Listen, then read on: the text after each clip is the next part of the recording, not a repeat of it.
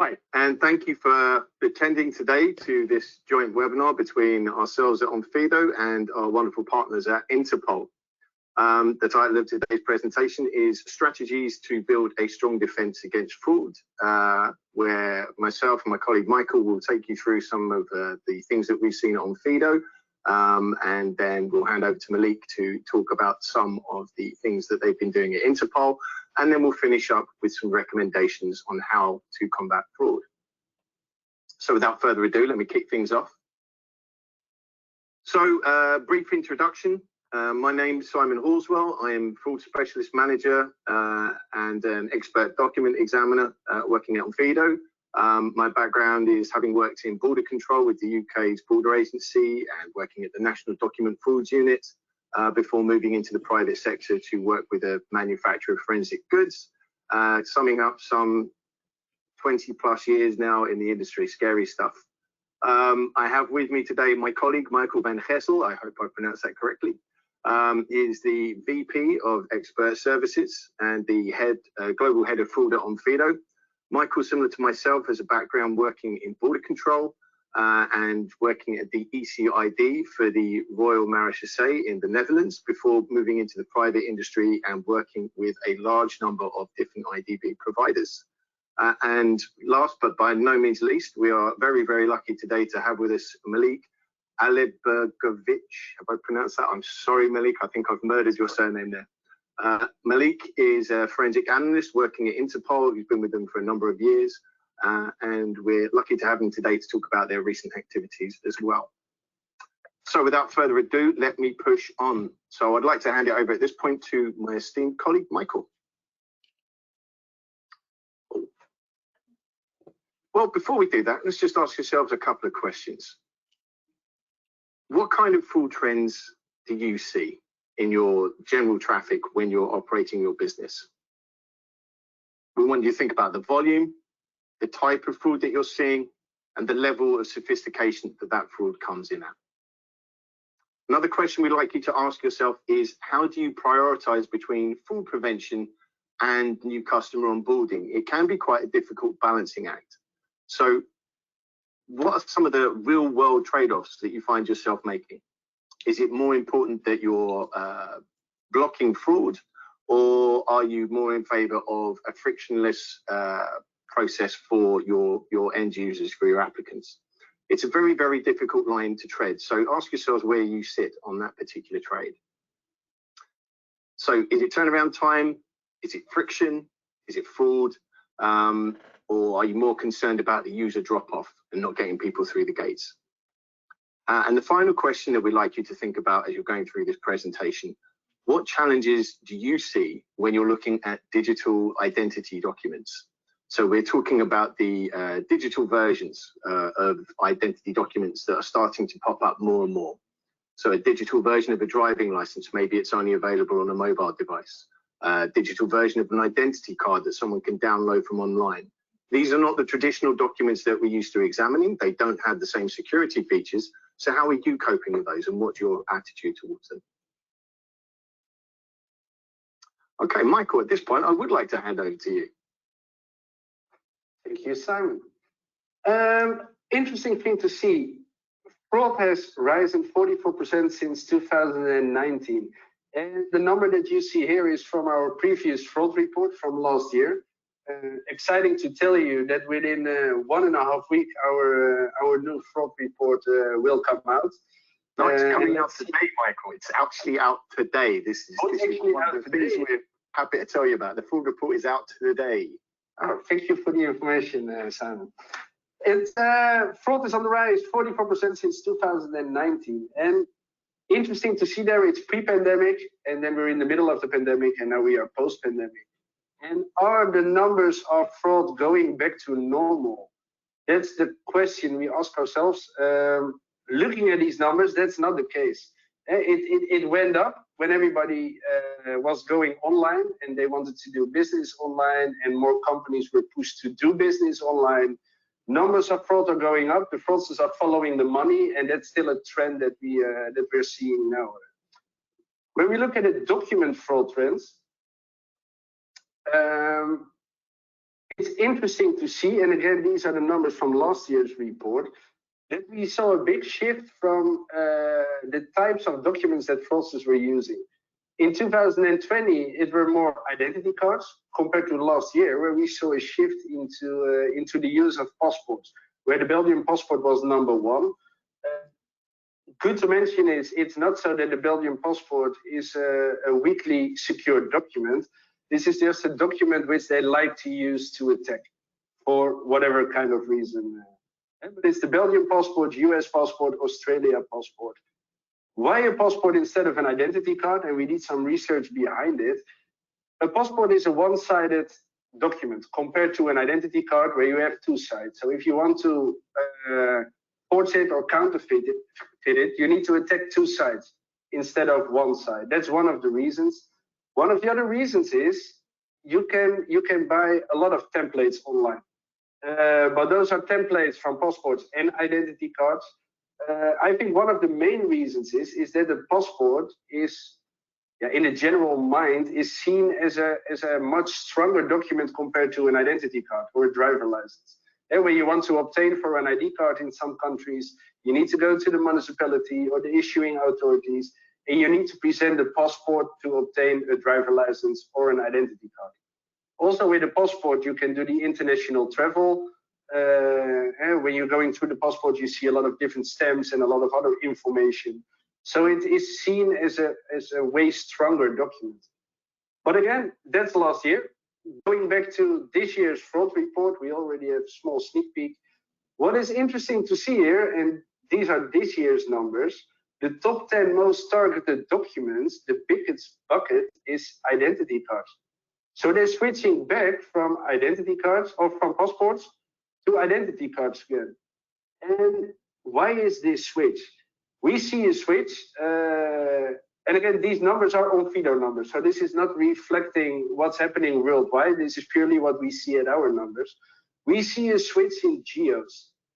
And when we saw the previous slide, where the Belgian passport was #1 and we had the US passport was #2, especially in Europe, European countries, what you see in the second bucket here with passports, the passport is the #1 identity document.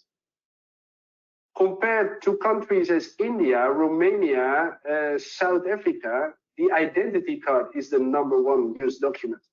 So if we have seen a switch, or we have seen a switch in geos, from the documents that we are receiving internally at Onfido, we also see the switch back from passports again to identity cards. So never mind the fact that it's a one-sided document, never mind it's a stronger document. In these geos, the identity card is the #1 used document compared to a passport.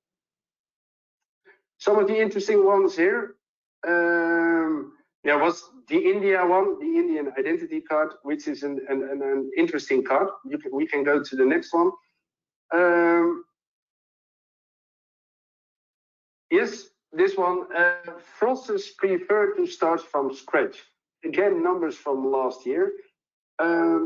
They prefer a counterfeit. And I already said, when you go online and you type, I want to buy a fake passport, or I'm searching for a passport template or a template of an identity card, it's not that difficult. You pay £10, £20 or euros or dollars, and you can buy a reasonable template, and then you can create thousands of your own documents with your own information.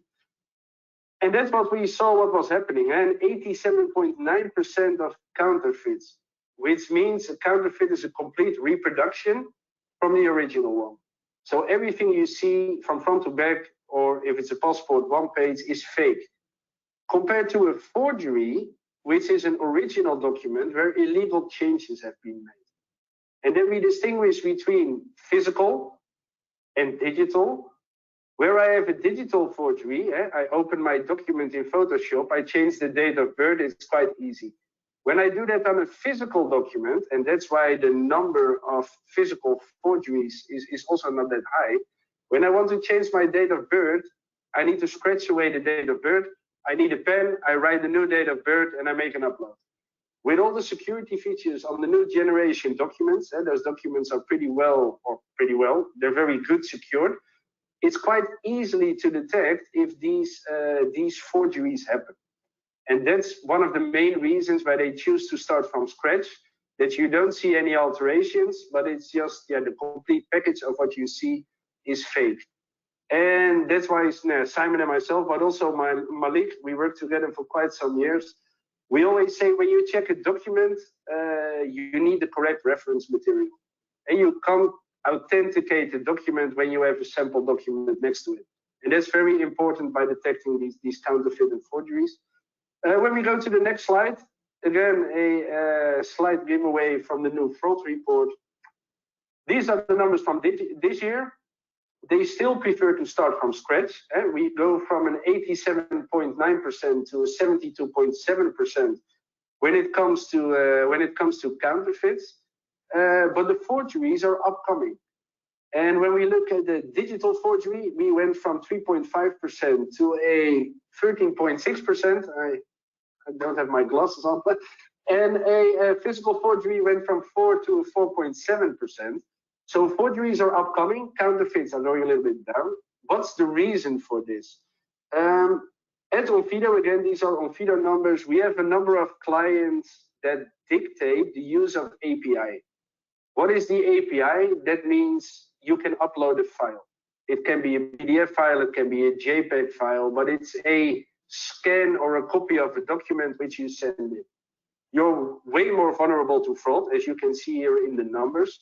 And that's where we are trying to push our users to use an SDK, where we, Onfido, control the capture. And we know at least that it's a capture from something physically, from something original. It doesn't say the authenticity from the document itself, but it's at least a capture of something physical compared to a JPEG file or a PDF file. So our recommendation is always to use an SDK. If you can't do anything else and it's not in your hands and you need to use API, it's fine as well. But always remember you're more vulnerable to fraud compared to the capture of something physically.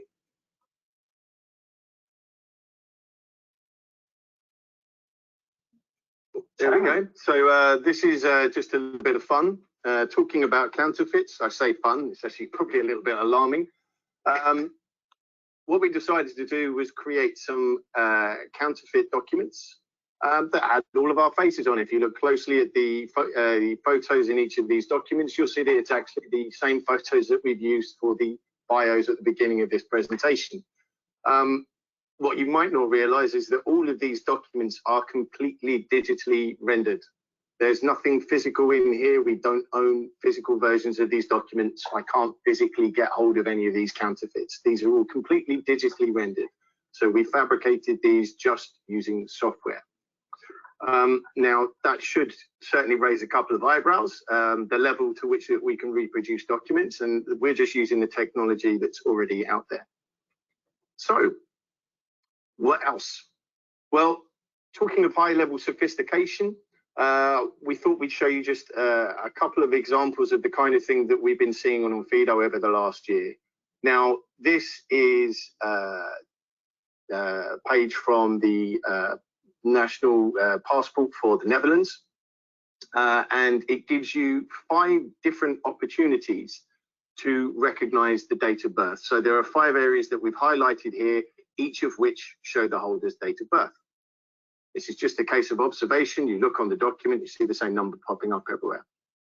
Now, when we look at this, there doesn't really appear to be anything wrong, at least for most of the areas.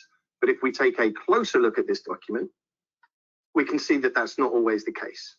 So the point of having this repetition means that if you are a fraudster and you are trying to attack this document, you have so many more levels to climb. You can't simply change it in one place. You need to alter it in a number of places. Now, this was quite a sophisticated forgery. It's a digital forgery, and we have to look very, very closely to see where's my little pointer? We can see the boxing that has taken place just around this last 0. In actual fact, it's a clone of this 0 that's just been ported across. We believe in this case what the fraudster was trying to do was increase their age. I predict probably by about 5 years or something like that, just so they could hit the right threshold to be 18 years old and be classed as an adult and then pass through the system under age verification. So quite a sneaky one. This is another one. We believe this one to be a physical counterfeit, very, very sophisticated. Most of the security features are well represented here, but we've highlighted a few things that we decided were quite valuable detection points for this particular case. We're looking in the machine readable zone for one, a very good area to start, should have a unique font in there, and the French ID card is no exception to that.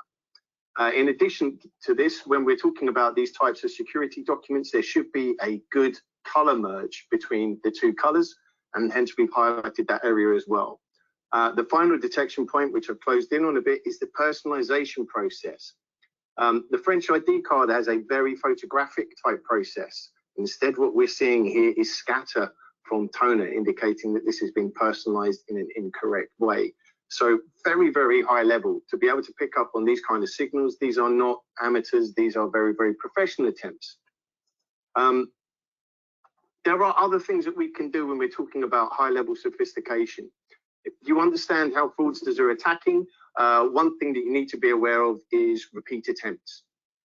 Criminals, whether they be organized crime or whether they be organized fraud rings instead, they are opting for very smart level attacks. It tends to be a volume attempt. They are attacking at scale. Now, when you're doing that, you want to be the most efficient you can. You want to get the most return of investment for the amount of resources and time you put in. This means that quite often we will see the same template document used, sometimes with exactly the same photo, but with varying personal details or with differing document numbers. Sometimes they may use the same document number. In these cases, we would call this a repeat attempt or attribute reuse. So as it says here, we may see hundreds of these documents where they've got very similar details, maybe with a couple of letters changed, but very, very similar document numbers. Another way that we can do this as well is by examining the IP address. So this is the digital kind of locator, if you like, that pinpoints where you're transmitting that information from. So we can use this as a particular identifier to see if there is a fraudulent document from this specific IP address, then start to examine the other documents that come from that IP address. And sure enough, as you can see here, this is just one IP address. When we look this up and we start comparing it with other documents, we discover that all of these can be tagged as well as being fraudulent documents. So it can be a very, very useful tool in sifting through the scale of fraud that you're likely to see. So it's just a no-brainer really to start including this as part of your verification techniques. A couple of use cases that we've got that we can attribute to repeat attribute. With our first client, you can see as it explains here, we discovered 17 documents through normal checking where the document number had been found, but it was associated with different identities, so a different name and a different date of birth. Once we then took that document number and then ran it through the system, we were able to uncover very quickly, just as a proof of concept, that we discovered there were a further 17,052 documents that all had exactly the same number. We had sort of discovered these via various means before, but we hadn't grouped them together and linked them in this way. When we then examined that more closely, you can see that basically 3 separate templates were used by the fraudsters in question. So that's 3 different versions of the same document, but all using the same document number. The first template, there were 104 times that it was used. The second template, 71 times. The third template, a further 55 times. So quite an interesting use case that definitely proved the concept was worthwhile. We use this again, client 2, same process again. 95 different fraud rings we discovered by looking at repeat use. We had one IP cluster that had the same basic document template submitted over 300 times, but with slightly different attributes. So there were still some similarities enough for us to pull them together, and they were all from the same IP cluster. And finally, client 3, 60 different fraud rings, 20 fraud rings that had submitted the same document more than 100 times. So very, very compelling evidence of why this is really a fundamental part of any examination process now. It's kind of like a sift at the beginning, to do a lot of the heavy lifting. Other signals that we tend to make use of as well, we start looking more towards the non-visual cues. So we can talk about the device integrity. So we have elements like, as it lists here, the emulator detection, random parameters detection, the misuse of the SDK token. So when you're logging in to an SDK, you're assigned a certain token, and we can pick up on the misuse of that. The level of risk associated with a particular type of device. Root detection, remote software detection to see if someone's hijacked the process. And then obviously we can gain information such as device model, browser, operating system, the true operating system, and then compare those so that actually make sense as well. In addition to that, we have IP and geolocation. So these are also quite exciting. We just saw some use cases for how useful IP address can be. So being able to check at that level, we can see if there are IP clusters, if there's a reuse of the same IP, and then try and understand why that is. Is that a problem? Is that an amber or red flag? And also IP reputation, and then locating those within a specific country, region, or city, and see if the whole process matches. So very, very interesting stuff. At this point, I'd like to bring in Malik so he can tell us a little bit more about Interpol's activities. Thanks, Malik. Thank you, Simon. As both you and Michael know, based on our discussions in the past, I always am fascinated with 2D world verification challenges. But I reside in 3D, almost exclusively in 3D world. And in the context of fraudulent use of physical identity and travel documents, if you go forward with my illustrative slide, please. A typical border guard has an average just 12 seconds to decide whether the traveler in front of them is legitimate or not, or to assess if their documents are genuine. It's a lot of responsibility, but at the same time, it's a well-known fact, and I apologize for many truisms that I will be sharing with you. The fraudulent use of identity and travel documents has traditionally presented the risk to the security of countries and their citizens, as well as the economy, as it facilitates a wide range of crimes, including terrorism. Thank you. In addition to counterfeits and forgeries, we have witnessed the use of fraudulently obtained genuine documents, and increasingly genuine documents misused by an imposter. In some jurisdictions, it's one of the fastest growing kinds of this fraud. All these make the ID and travel documents fraud landscape both dynamic and constantly evolving. Challenges are repeating to some extent, but it is constantly evolving and needs a response, adequate response. So the verification of the authenticity of identity and travel documents is fundamental to police and border checks, as the process will continue to provide important opportunities. It's all about the opportunities for law enforcement officers to detect potential criminal entities and criminal activities facilitated. It's all about facilitation in many instances through the use of fraudulent identity and travel documents. So if you could please. So we know that the false document accepted as genuine will continue to undermine the police and border control efforts and will therefore increase risks associated. So our objective, what we do as the world's largest international criminal police organization, is to enable frontline officers that have on average 12 seconds to have most relevant and current data at their fingerprints, including access to national and international databases. And one of them is Interpol's stolen and lost travel documents database, one of 19 distinct databases provided by Interpol and containing well in excess of 100 million recorded stolen and lost travel documents. So next slide, please.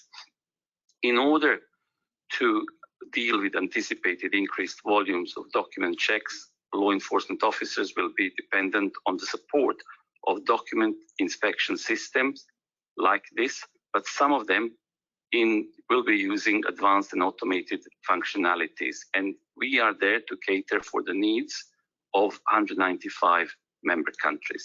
Who are we up against? Simon, please, could you? I choose to refer to individuals like the one in this image as criminal entrepreneurs, like the other crimes involving the trading of criminal commodities, and it's something I feel passionately about, and I regrettably call it commodity because it is what it is. It is a criminal commodity. The supply of false documents is evolving. In the background, in this photo, in successful takedown of a major illegal print shop, we see dozens, but there were hundreds of counterfeit Spanish passports. So we see that the globalization and global economic crisis are among driving factors behind the increased demand of such documents. So thank you. In addition to hundreds and thousands of counterfeit documents, here we see another side of the coin involving genuine travel documents. They are either stolen, lost by their rightful owners, purchased, or sometimes even rented for a period of time. And they will act as vehicles for individuals like the one we saw in the previous image to be converted, to be forged into documents that would enable those criminals to hire cars, to open bank accounts, or to move across borders. How do they do it? Here in this image, we have a couple of dozen bespoke produced hot foil stamping dies, which are utilized to both counterfeit passport covers, or some of them simulate holographic effects on laminates on passports of many countries. I don't know how well you see, but you will, if you are good in reading mirror images, you will be able to see good 10 or so countries affected. Andorra is there, kind of quite pronounced. There is Peru, there is Cyprus, Mexico, and it's nothing to do with perhaps the document not being the genuine document not being well protected. It's just a reflection on globalization and the need for a variety of documents. Again, this is from the same workshop, in fact, and we see dozens of counterfeit entry and exit stamps. They are used to lend credibility to otherwise blank counterfeit passport booklets. So you saw dozens of Spanish counterfeit passports, an empty, almost virgin passport booklet would attract some attention, but with an additional inclusion of several exit and entry stamps, it's part of social engineering in a way. You know, it's softening that approach. So these are well-known modi operandi, and we are very good in educating frontline officers and enabling them to identify those documents. What type of threat? So on one hand, these are all successful takedowns of various illegal print shops. Sometimes they are craftsman type of low-tech document forgery workshop.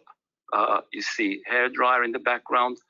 It doesn't reflect on the quality. You know, the quality can be deceptive, and these even small-scale workshops can eventually convert into high-volume workshops. So we are seeing, and I think it's a term that it's been around for not a long time, democratization of counterfeiting.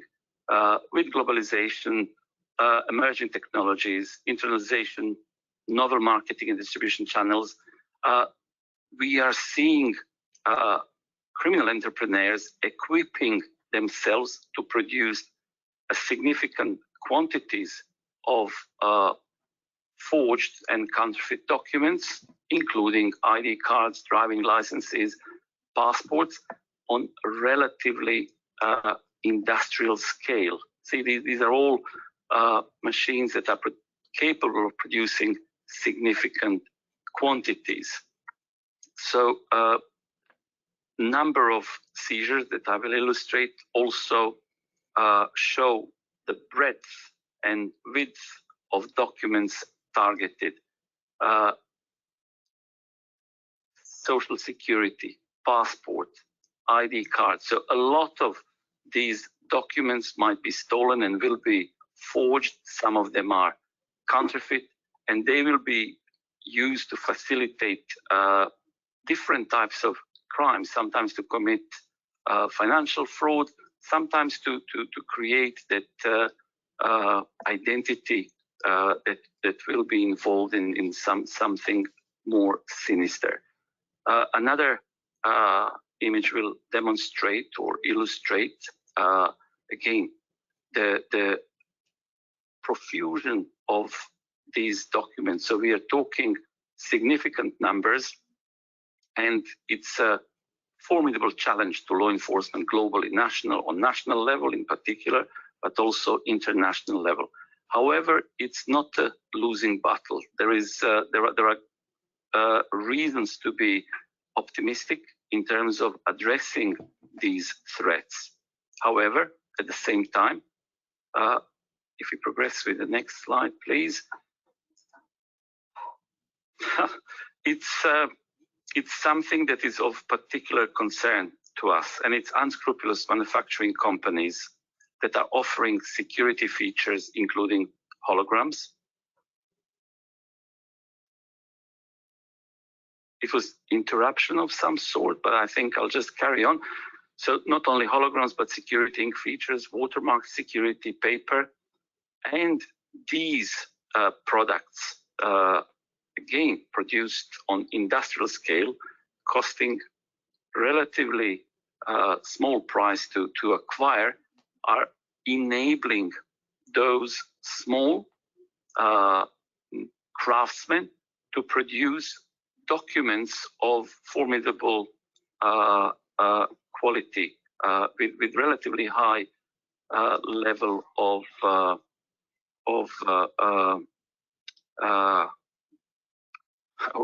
sorry, I'm sorry. No, sorry, it's the word that I'm sorry. That's okay. They do look incredibly genuine. Yes, they are very. We don't talk of them as simulations. They are emulations. They sometimes exceed the quality, but it's deceptiveness that I was looking for. They're highly deceptive in appearance.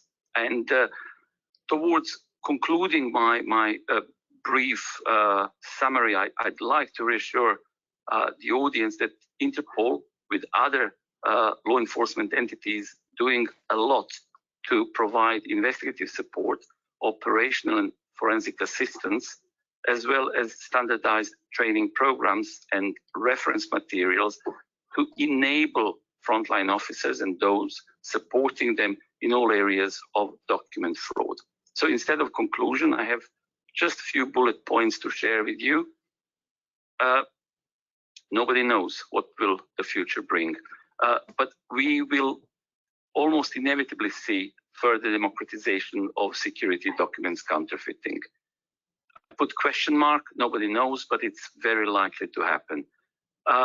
We work hand in hand with suppliers in this domain, entities producing, designing, producing, supplying genuine documents. They are pushing boundaries of design, material science. They are pushing boundaries in terms of digitalization, and it's certainly something that helps us in this common fight to increase the barrier of entry to those attempting to compromise authenticity and validity of documents. Another thing that we are seeing, and I think it's almost inevitable, I said, increased use of biometrics, it's really increased reliance on biometrics. With imposters, we will heavily rely on biometrics, and that linkage between biometrics, the document, and the bearer is something that needs further strengthening. Last but not least, it's note to self. It's something that my colleagues and myself are committed day in, day out.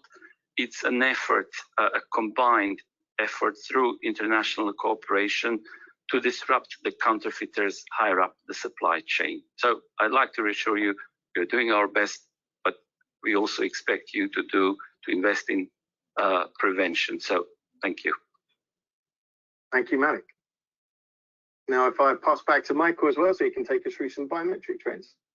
Yeah, thanks, Malik. It's interesting to see all these images back again. I don't know how it is with you, Simon, but good old times. I must admit that sometimes I still miss it.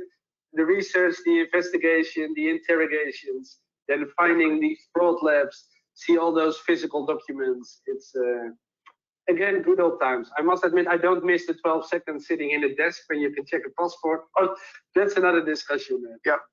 And again, interesting to see, it's all the equipment that they catch with these fraud labs. It's machineries, it's printers, it's stamps, it's hair dryers, whatever you can use to counterfeit documents.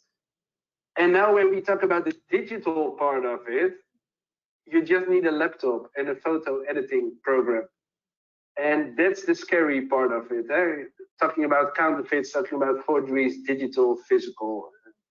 But okay, on to the biometric fraud trends before we stay talking about history. At Onfido, we have a layered approach where I always talk about building a fence. So the document is one layer, so you have a low fence. And when you put a second layer on top, biometrics, what Malik was referring to as well, we are relying more and more on biometrics, especially in the physical field. With adding this layer on top, we're making the fence higher. And the boundaries are higher for a fraudster to onboard on your platform or to attack your system. Again, these are numbers from the previous fraud report.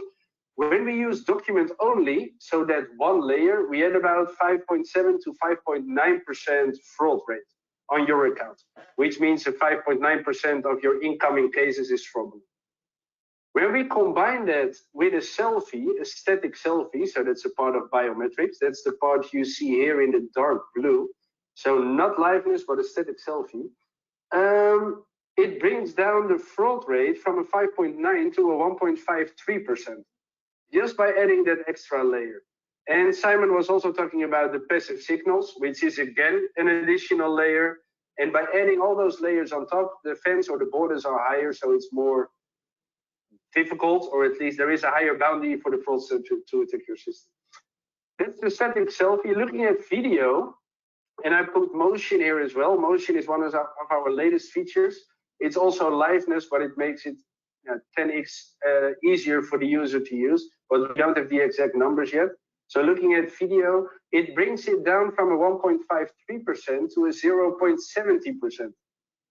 So from 5.9% with document only, adding that extra layer with liveness, it drops down to a 0.70%.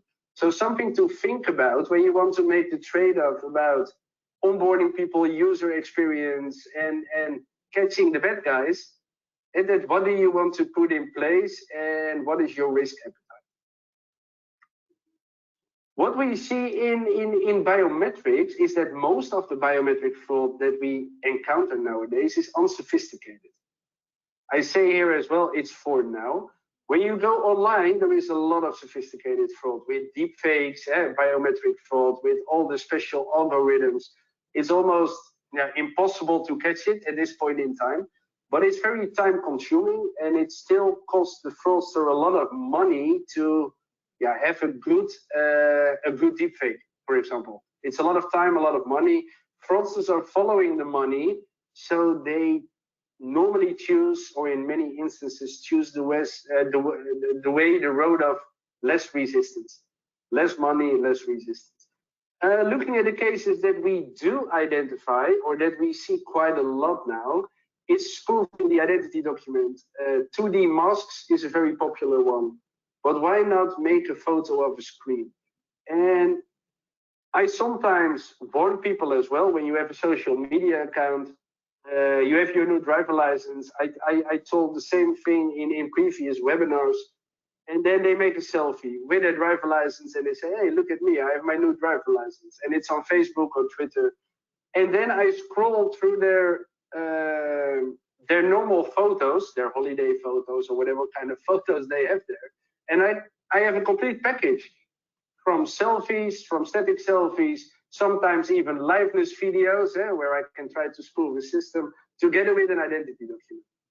So always be aware what you put online. I teach my children as well. Everything you put online will never disappear. So be careful what you do. Going in the next one, this is what we see in action. These are live cases at Onfido. I love this guy with a paper mask, number one. He's holding the mask with his tongue, as you can see there. And he's doing the same thing in all the instances he's trying. And we saw him now, Simon, 300-400 times, maybe even more. Yeah, they tend to be quite persistent when we have these serial fraudsters. This is what we're saying. It's always done at scale. But I mean, credit to him, he's had to create a mask every single time. And he's had to measure it up to get just the right tongue size hole as well. So God bless him. Yeah, God bless him. Second one, printed on paper. You can see it when you look at the top. You have your nice pointer, Simon. The top of his hairline is just flat. And they print the face and or they copy it in, or they just print it on top of the paper. You see the outline there as well. It doesn't match with the background. Then number three, I think that's the one we see the most. Is just on screen. So there is a photo from a screen, or I take a screenshot, or I download the image, or I make a live recording or a live static image from the screen itself. Number four is quite interesting. I don't know if you can see it in this online environment, but when you look at his forehead, you see a line going from left to right, where it's a little bit darker on top and a little bit lighter underneath. What are these fraudsters doing? Most of the biometric checks are based on eyes, nose, mouth. That's the most important thing for a biometric check. So if you cut out or you use your own eyes, nose, and mouth, and you cut it out in a triangle and you paste it in another face, there is a big chance that the biometric check will have a challenge with this check. But then again, if we have liveness behind it, we should specify most biometric checks. Certainly not all. Certainly not ours. No, not all. It's most biometric checks. Well, but most or many, let's say. most or many. Yeah. This is the static selfie. They're also trying to attack in other ways. When we see the next slide, this is a very interesting one we caught a couple of weeks back. This is a computer-generated selfie. So the person on the left you see here, it's not even an existing person. This is a computer-generated face, a non-existing person. They use that same photo, as you can see here, it's exactly the same photo as on the identity document. And this is a challenge. We see this in real life as well. I think it was in Germany last year or so that the person managed to get a passport with a computer-generated photo. So an original document with a computer-generated photo. In this case, the document was fake and the selfie was fake. But again, something to think about what's happening in the world of fraud. Then we have the video. How do they try to attack our video? Yeah, for now, quite simple. And the number one, you see, they have their identity document and they're just playing with their identity document in front of the camera. Number two is just a face printed on paper. And you can see the lady sitting next to it with a hoodie on top and is playing with this piece of paper in front of the camera. Again, these are the attempts we see in real life. Oh, so I think this is this is an interesting point. I'll hope you'll pitch in and maybe have a bit of a discussion with me about this as well. So, one of the new emerging trends that we're seeing nowadays in many countries is the adoption of a digital version of an identity document. So far, we've looked mainly at the traditional paper or polymer identity documents because they're physical. It's based on a real document, a physical presence. This emerging trend in many countries, which plays well depending on the size of your population, depending on the strength of your infrastructure, is switching to a digital version or a virtual version of this document from the outset. It reduces the cost greatly. You don't have to have an issuing post in every major city or every region or indeed overseas. You can reduce those costs quite considerably. You're not paying for a document manufacturer to print your document and possibly even personalize it as well. You're reducing the cost greatly. Everybody nowadays, or I think kind of is certainly over 60% penetration, people in the population carry a mobile phone or a mobile device of some kind. So this penetration, the drive as well, certainly in the West, to have things more and more frictionless, to have the ease, all driven by a mobile device. I want to have access to everything in one place. I've got my digital wallet. Why can't I have my security document in the digital wallet as well? So there's a really big push and a really big trend driven by those two factors. One, large population and maybe an infrastructure that can't cope with the size of that population, and also this desire to have that ease of access and commodity at your fingertips. So what do we expect to get better from a fraud perspective? I think this was an interesting one, Michael. I think we can open this one up right here. As we've written here, official authorities follow sensible guidelines. The theory is it should tighten up security and reduce friction. That's the intent behind it. If it's rolled out correctly, then yes.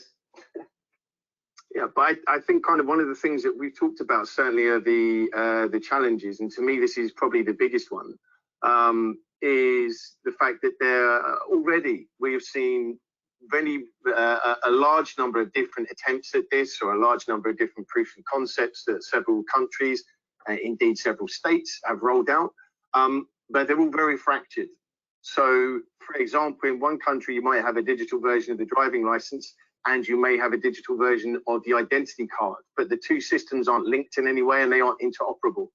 And this problem, even within one country, certainly represents how difficult this is going to be when we start to spread this out internationally. So we mentioned here international and interdepartmental compatibility. If I can't get two systems in the same country to talk to each other, if I can't verify my national identity card with the same app or process that I use to verify my driving license, how is it going to be possible to do this on an international scale? So something like a passport or a national identity card, or indeed a driving license, if you can find a good reference image of the original, or indeed key into a database, then you've got the ability to verify that document in any country. But if we're talking about a digital handoff between two virtual sources, so it has to have the correct receiving software in the same way that you need the correct digital version of the document, it becomes that much more complicated. And I think, Michael, you made a really good point when we were talking about this before. You used the example of passports and the ICAO. Yeah, and the ICAO. When we look at the passport, now it's not only passport, but it's also some of the identity cards, NFC. And there is a chip in your document, and you can use that chip to cross borders. There's only one organization that is overseeing this. That's ICAO, the International Civil Aviation Organization. So that's only one organization. And yeah, we have about 195 countries. I think the documents shared between countries, and Malik, maybe you have the right answer there, but I think it's about 70 to 80 countries that are participating in this exchange of public keys with each other, and the countries sign their certificates. Maybe I'm off with a couple of countries, but it's not even half of it. So that's one organization, as you say, Simon, that is setting the standards. Looking at the challenges here, a lot of different companies, a lot of different organizations, and then we need to streamline the process of authenticating and validating these documents. Looking at NFC, I think that's now going on for 23, 24 years or so. I think 99, 2000 was... If you include the Malaysian passport, then I think it probably does date back that far. Around 99 was the Malaysian passport. So it's not even rolled out correctly, and it already takes them 23, 24 years. And that's exactly the challenge that we expect. Now, is the world ready for it? Are countries ready for it? I would say yes, but it's talking to each other, and especially that interdepartmental compatibility, it needs to get better. As with the NFC, we want to know, is the information on the chip authentic? That's one question. But is the chip itself authentic? And for that, we need different resources. And yeah, we need to work together for that. So it's one organization compared to 300. Yeah, it certainly presents a lot of challenges, as you say. I think kind of just the fact it is so separated currently, and there isn't one overarching view or any particular organization that's kind of overseeing it and laying out guidelines. I mean, it's entirely likely that we might see something like this popping up within the EU, for example, but then that doesn't marry the EU to the United States. It doesn't marry up with what some of the Asian countries are doing, or indeed like the unions that you see in Africa or in the Middle East. So it certainly presents quite a few head scratches right from the outset. It'll be interesting to see how that sort of plays out, but I think that's certainly the biggest challenge. Yeah, I think if you do it well, then it's all fine. But it needs to be good from the beginning. Yeah, it needs to be well thought out and well structured. But it's I think one of the other things we talked about as well is the new attack vectors that we anticipate. And I think given that we're looking at a completely digital version of a document, many of the things that we've talked about previously with regards to security features or print processes or construction are completely stripped away already. And it's one thing to move from a 3D examination to a 2D examination of a physical document. At least some of those factors still come in. We've talked before about how we lose some of the light sources that we would like. We lose some of those filters that we might use, or some of the other elements, maybe with magnification or something like that. But certainly when the document has none of that to begin with, then it becomes far more challenging. So we really are becoming more and more reliant on the digital signatures and the digital certificates that are taking place in whatever handshake that we're going to be talking about when verifying these devices. So I think we've talked about this, is why we've written it down here, but just the fact that we're likely to see more device spoofing, far more attacks on those non-visual signals or passive signals that we alluded to earlier. And finally, as we said here, fraudsters will always adapt. They'll adopt, they'll adapt, and they'll be working quickly. So it's important that any verification system that you look at is doing the same thing. I think we're pretty much finished. I just think we've got recommendations just to sum up. Michael, would you like to go through those? Yeah, of course, no problem. Some of the final recommendations before we close out for today. Implement SDK and use device intelligence. We showed it in the beginning. It's API, so a file upload versus a capture that we can control. One is image quality, which is always the difference there. But it's also that you're more vulnerable to fraudulent attacks if you use API versus an SDK. It's more control from source to finish, access the device information, and higher, more consistent image quality. Simon already showed it, known faces and repeat attempts. Not to say that fraudsters are lazy, but as I mentioned before, they're following the money. They want to put as less as effort in as possible. So if you can reuse information and you change parts of the document, and you can easily attack. So think about features. Using an efficient approach, I think, is probably a better way to describe it. It's getting the maximum return of investment for the effort and resources you put in. So it does make a lot of sense when you think about it. And more of these, as we discover, more and more of these fraudsters are running their enterprises just like a business. When Malik was talking about the fraud entrepreneur, that's exactly what we're dealing with. In some cases, you're finding there's a head of R&D. You're finding that there's a CEO, there's a technical officer. It's very dangerous to underestimate and underplay the way that these organizations go about their business. If we're seeing these trends, it's because they're tried and tested, and they're coming up with the best way to attack a system, or the successful from a financial point of view. I think that's a good one. And we mentioned the layered approach that we have. So the more layers, the higher the fence, the higher the boundary for the fraudster to get in. And combine document and bio to set higher boundaries. And yeah, Motion is one of the latest releases when it comes to liveness.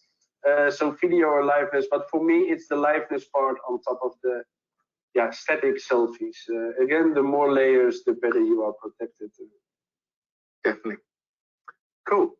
Well, thank you very much, Michael. And indeed, thank you very much, Malik. Fascinating stuff. I always love seeing the presentations that you guys at Interpol put together. And it's always good to hear about the good work you're doing. So it just remains for me to thank all of you for attending today. Thank you for your time with us. And we hope you've enjoyed this. If you are prepared to stick around, if you still have time, we will be running a brief Q&A session at the end of this as well. So make sure that you put your questions in and we'll deal with those as soon as we can. Thank you very much. We're live. Well, thank you for your attention so far. I feel like I've heard a lot of my voice today. Listening to yourself is good, huh? Yeah. Well, for some people, maybe not for me. At this point, we would like to open it up to any Q&A that you might have. So if you've got any questions you'd like to put to us on the presentation that you've seen so far, then please do write it in the Q&A panel. We do have a couple of questions just to kick us off. So question one, how do you determine if a series of fraud attempts are from the same fraud ring? Is it just the IP address or country location? I'm quite happy to take this one, Michael, unless you've... Go ahead. We will look at a number of different factors. IP is certainly a very good indicator. The IP address, if it's identical for a large number of frauds, then it certainly does indicate that they've all come from the same source. When we started doing this research, we would also see if there were other factors that we could use to pin them together. So I think in the examples we talked about during the presentation, you may remember that we talked about the repeat attribute, the reuse of the same template. And certainly that gives us a lot of visual cues that we're looking at the same source material, which is a good indicator that they're coming from the same ring. Another indicator that we've always traditionally used before we started leveraging IP address was certainly the face. What you would find was, apart from using masks, some fraudsters are a bit more bold and will use the one attribute that they aren't able to change, which is their face. So we would see the same faces popping up on a number of documents, which is again playing into why products like the known faces really works. So that would traditionally have been a way that we would group these fraud rings together. So some kind of indication around the document template, or indeed the use of the same face repeatedly. But IP address is far slicker and far quicker and proves to be more consistent in its results. Next question we have is, you showed that the level of fraud is getting more and more sophisticated. How is the technology trained to keep up with it all? I can take that one. It's, as you mentioned at the end of the presentation, it's adopt and adapt. It's fraudsters are doing it, and we are doing the same thing. So it's looking at incoming cases, searching the internet, look at the different types of fraud that we see, different levels of sophistication. And that's also how we train our machine learning, and we keep improving our algorithms. We said it before in multiple sessions, it's a cat and mice game, and someday we are one step ahead and the other day the fraudster is one step ahead. And as long as we all work together and we exchange information, yeah, we can keep improving. But yeah, it's fraud is getting more sophisticated. That means we need to be more sophisticated as well. And Simon, we had a conversation, I think it was last week, that we said these fraud organizations are run as a very large company. There is a CEO, there is a head of product, there is a head of innovation. So it's actually, it's the same as what we are doing, but then from the other side, it's defending and attacking. So it's staying up to date all the time. Yeah, and I think if we're talking about machine learning models for automation, traditionally, I think what you would do for a document check certainly is you would look at a large number of genuine documents. You might factor in a small amount or a small volume of fraudulent documents. That's traditionally how you would do it. So you find a new attack vector, you identify what the key points are, and that's what you train your machine learning models around. So you're getting them to look at the specific detection points that we as physical examiners would have picked up on. And that seems to be quite effective, although we're always working on new methods to try and improve on what we're doing so our automation gets better and better. We have had another question come in as well. If implemented through an orchestration hub such as Alloy, what does an implementation of Onfido involve? Front-end code, deployment, etc. I'm quite happy to take this one. I think for those kind of questions, the best thing you can do is reach out to us so that we can put you in touch with the right people who could walk you through that. We've got a very dedicated solutions engineer team that are geared up to deal with those kind of questions. The exact way that you would be implementing through a hub is probably a little bit beyond Mike or me. I don't think I'm speaking out of turn for you there, Michael, am I? No. So best thing you can do in that is if you reach out to us at www.onfido.com and we'll make sure that you get put in touch with the right people so they can take you through the technicalities of that. But I'm not going to pretend to know what that would be. Another question that we've got as well. Can Onfido verify and match certain information listed on the ID document, like age, with what's listed in the government database? I think what you have to look at here is how different governments make that information available. Some government databases aren't available to the private sector at all. Sometimes they're gated via a specific API, and you have to see what the callback is on that. And even then, it may just be confirming that the information exists. So it does vary very much country by country. Yeah, to add on what you are saying, you make a call to that database, and it's in many cases it's based on a document number in combination with the date of birth or a date of issue and a name. You get a confirmation this document is issued to this person, but in 99% of the cases you don't receive a photo of the holder back. So you know that this document is issued to that person, but if I change the photo, the governmental database won't tell you that a photo is substituted.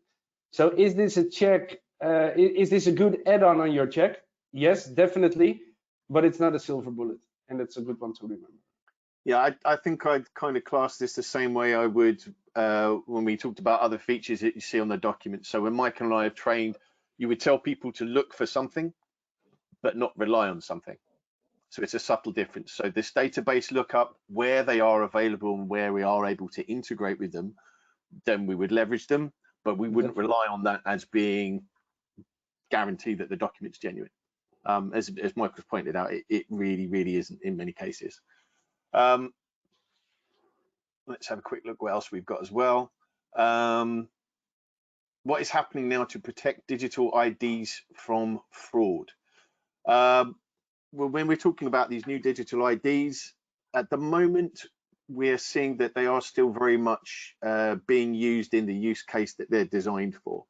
So the number of times that they actually pop up within our system is very limited, and when they pop up, they're popping up as a screenshot, which means that they aren't really of much use to anybody, because obviously at that point it's a digital upload of a file. It's something, as we discussed earlier, that could have been played with, particularly as, again, many of the visual cues that we would look for that would indicate that something's been digitally altered simply won't be there to begin with. There are obviously other signals that we can look for within the structure of the file without going into too much detail. But I think the thing with these digital identity documents is we have to really get to the bottom of how they're supposed to be authenticated, which then comes back to that discussion we were having earlier about what the interoperability is within those systems and how much of it is available for people outside of law enforcement, for example, and outside of that country to actually make use of.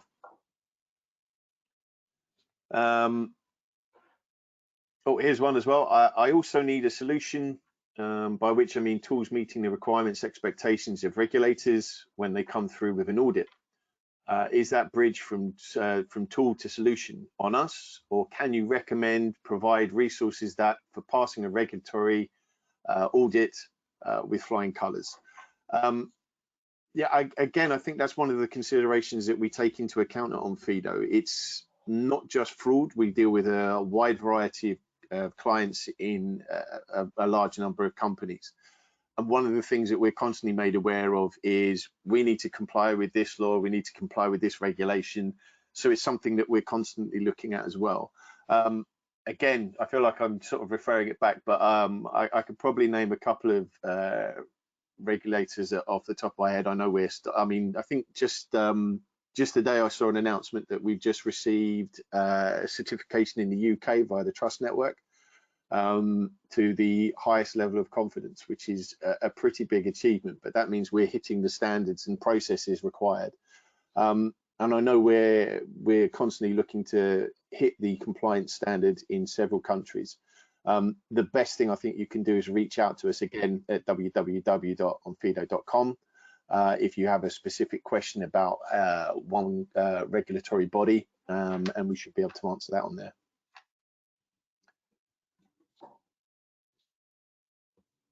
Okay. I think we can go to the, let's see, there's the question here of sharing the examples.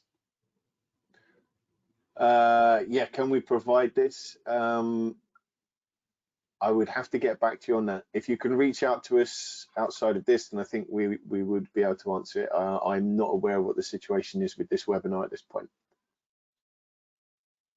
I think we might be putting it up again, but yeah.